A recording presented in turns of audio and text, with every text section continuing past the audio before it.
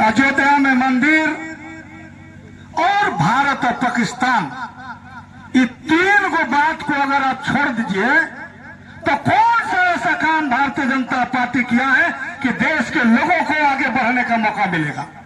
और जितना भी सरकारी कंपनियां थी, फैक्ट्रियां थी, उन फैक्ट्रियों में जो नौकरी करने वाले लोग थे उनको छटनी हो रहा है और निजी कंपनियों के हवाले किया जा रहा है। आज संविदा पर लोग रखे जा रहे हैं। आज आपके ब्लॉक में अगर मनरेगा में कोई जेई या यही आता है, रोजगार सेवक आता है, तो कौन सरकारी नौकरी वाले लोग हैं?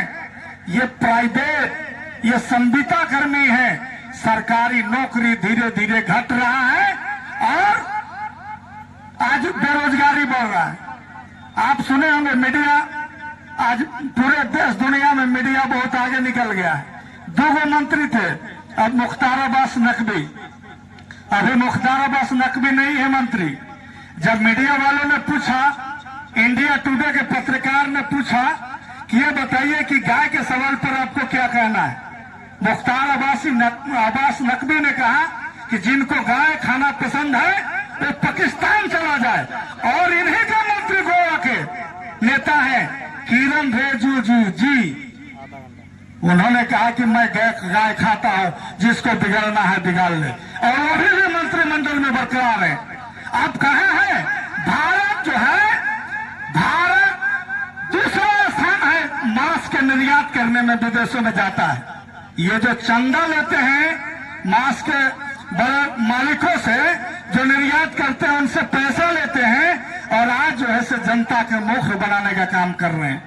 बेरोजगारी बढ़ रहा है, यहाँ जो है से आज जनता पर बोझ पड़ रहा है। जीएसटी के नाम पर आज लोगों को लूटा जा रहा है, जेब खाली किया जा रहा है, सबको पता है।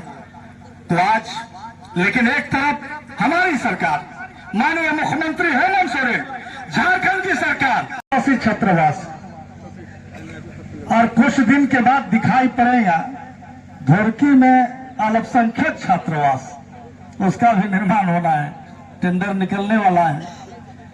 यानी सभी समाज और सभी वर्गों के लिए हमारे विधायक, हमारे नेता, इस राज्य के मुखिया, इस राज्य के मुख्यमंत्री लगातार प्रयास कर रहे हैं। और हम लोग भाषण पर भरोसा नहीं करते हैं, हम लोग काम पर भरोसा करते हैं। और हम लोगों को बढ़िया भाषण नहीं देने आता है, लेकिन बढ़िया काम जरूर करने आता है। बढ़िया भाषण देने अगर हम लोगों को आता तो बाल चौड़ा में जो पुल का निर्माण हो रहा है, वो छत्तीसगढ़ के कांग्रेस के विधायक बृहस्पति सिंह के द्वारा उस पुल का निर्माण कराया गया।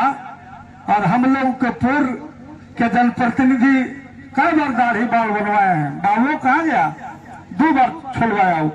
हम लोग बाल और नहीं छुड़वाते हैं, ये नाटक करने वाले लोग हैं और ये नाटक करेंगे। क्योंकि अगर जैसे वो कहता है कि 60 साल में 70 साल में क्या हुआ इस देश में, आप बता दीजिए। 70 साल में अगर कुछ नहीं हुआ तो 12 साल में आपने क्या किया? जब हमारे मुक्तेश्वर पांडे जी कह रहे थे चटनिया डैम, बामा डैम, पनघटवा डैम, मैं कह रहा हूं कि सिंचाई के क्षेत्र में एक भी उदाहरण वो दे के दिखा दे कि सिंचाई के क्षेत्र में वो कहीं डैम बनवाए हो, कहीं नहीं। आज ये बिजली देख रहे हैं घरे घरे, ये राजीव गांधी विद्युत बिजली योजना के नाम से उसकी शुरुआत हुआ था, कहीं भी नहीं। 70 साल में कांग्रेस कुछ नहीं किया। आप बता दीजिए कि 1947 में देश आजाद हुआ था और 1947 में देश में आर्थिक स्थिति क्या था? यहाँ सैनिकों के पास, उनके पास कौन सा हथियार था जो पाकिस्तान के खिलाफ बांग्लादेश का अलग करवाने में भूमिका अदा किया था? बहुत कमजोर स्थिति था भारत की। लेकिन इस देश की सेना और इंदिरा गांधी ने पाकिस्तान के घुटने का बल ला करके खड़ा कर दिया था और लाखों सैनिक सरेंडर कर गए थे, हथियार डाल दिया था और पाकिस्तान से अलग बांग्लादेश बन गया। ये काम हुआ है देश के लिए।